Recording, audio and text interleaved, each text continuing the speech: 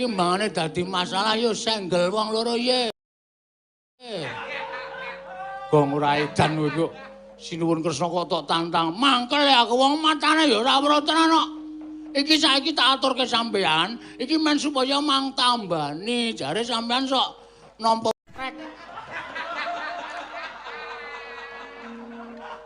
Kresna padake dukun bayi ora. Coba tak ungkulane Sekar Cangkok Wijayamulya. Ah, ra ngono kowe beres kok dadak unek-unekke wong.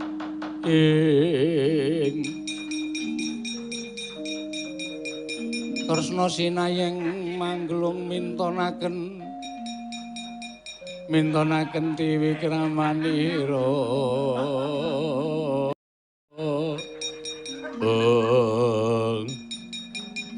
Kena sembrono aku mah lho sinuwun. Lho, sembrono piye ta?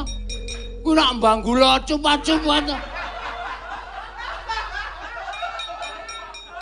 Kene tak mute jengkul. Iki Sekar Cangkok mulya sonane gawe sing apik. Ora kaya mbanggula sing didran kae. Gawe wayang kok sak-sake ora. Engko nek pliket sirahe secaki ora.